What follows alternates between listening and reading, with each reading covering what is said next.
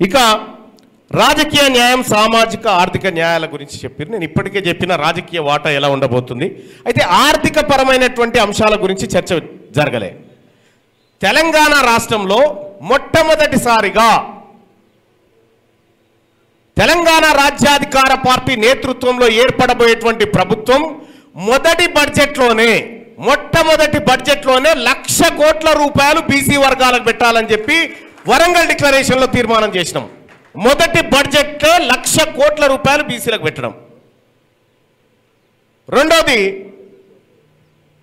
BC sub plan, బీసీలకు sub plan. SC ఎస్టీలకు ఎట్లయితే ఈ ఏడాది కేటాయించిన డబ్బులు ఖర్చు చేయకపోతే నెక్స్ట్ ఏడాదికి ఎట్లయితే ఫార్వర్డ్ చేస్తారో సేమ్ బీసీలకు కూడా అదే చేయాలి. కామారెడ్డి డిక్లరేషన్లో కాంగ్రెస్ పార్టీ ఏం చెప్పింది? 1,00,000 కోట్ల రూపాయలు ప్రతి ఏడాది 20,000 చొప్పున కాంగ్రెస్ పార్టీ బీసీలకు ఖర్చు పెట్టబోతుందని చెప్పారు. కానీ మొదటి బడ్జెట్లో 9,200 కోట్లు పెట్టారు. రెండో బడ్జెట్లో 11,000 కోట్లు. రెండేళ్లు కలిపి 20,000 కోట్లు పెట్టలేదు. అందులో ఖర్చు పెట్టింది చాలా తక్కువ. ఇవాళ కాంగ్రెస్ పార్టీ ఇలా మోసం చేస్తే ఇంతకు ముందు ఉన్నటువంటి బీఆర్ఎస్ పార్టీ ఎంబీసీలకు 1,000-2,000 కోట్లు అన్నది, ఖర్చు పెట్టింది 70 కోట్లు. నాయి బ్రాహ్మణులకు మోసమే, రజకులకు మోసమే, పద్మశాలీలకు మోసమే, గౌడ కార్పొరేషన్కు మోసమే. ఇట్లా కేవలం కార్పొరేషన్లు పెట్టి వాళ్ళకు పదవి ఇచ్చి ఓ కుర్చీ, ఓ టేబుల్, ఓ కారు ఇచ్చేసి మొత్తం వాళ్ళందరిని అభివృద్ధి చేసినట్టుగా చెప్పింది. కానీ తెలంగాణ రాజ్యాధికార పార్టీ 100కు 100% బీసీలకు ప్రాధాన్యత ఇచ్చేటువంటి బడ్జెట్ను తయారు చేస్తుంది. ఎందుకంటే ఆల్రెడీ ఎస్సీ ఎస్టీలకు సప్లాన్లు ఉన్నాయి. కొత్తగా నేను చేయాల్సింది ఏమీ లేదు, దాన్ని సరిగ్గా నడిపిస్తే చాలు. ఇక సామాజిక న్యాయం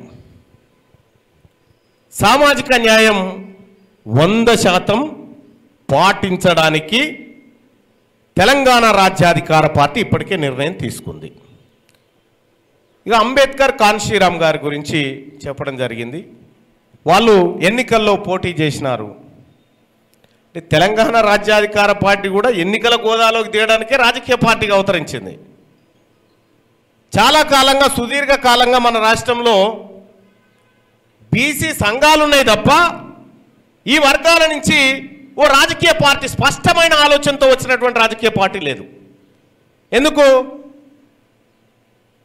నాయకుడికి ఆలోచన, దూరదృష్టి ఉండాలి. ఎప్పుడైనా దూరదృష్టి ఉండాలి. ఆ దూరదృష్టి మీ వర్గాల మేలును కోరేదై ఉండాలి. మనం ఇక్కడ గమనించుకోవచ్చు, తీన్మార్ మల్లన్న మీద ఇప్పటికి 4 సార్లు హత్యాయత్నాలు జరిగినాయి. నా మీద 4 సార్లు హత్యాయత్నాలు జరిగినాయి. ఇక ఏ బీసీ సంఘం నాయకుని మీద కూడా జరిగేవి. ఎందుకు జరిగాయి? ఎవరితోటైతే ప్రమాదం ఉందని భావిస్తారో అతన్ని చంపాలని చూస్తుంది ఈ వ్యవస్థ.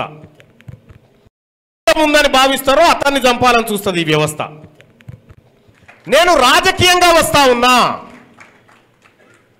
వాళ్ళు మనల్ని బతుకమ్మ చేసుకుంటా అంటే డబ్బులు ఇస్తారు. వాళ్ళు నువ్వు సదర్ పండుగ చేసుకుంటా అంటే ఇస్తారు, నువ్వు గణపతిని పెట్టుకుంటా అంటే ఇస్తారు. కానీ నువ్వు పార్టీ పెడతా అంటేనే వాళ్ళకి బాధ అవుతుంది. ఎందుకంటే వాళ్ళ పవర్ను లాక్కునేటువంటి శక్తి పార్టీ దగ్గరే ఉంది కాబట్టి పార్టీ పెట్టొద్దని చెప్తారు. ఇవాళ మీకు తెలుసునో లేదో, ప్రతిరోజు ముఖ్యమంత్రి రేవంత్ రెడ్డి గారు ప్రతిరోజు తెలంగాణ రాజ్యాధికార పార్టీని మానిటర్ చేస్తుండు. ప్రతిరోజు. అది చాలు మేమేం చేయబోతున్నామో చెప్పడానికి. మీ వ్యాపారం అభివృద్ధి కావాలని కోరుకుంటున్నారా? అయితే వెంటనే క్యూనస్ని సంప్రదించండి.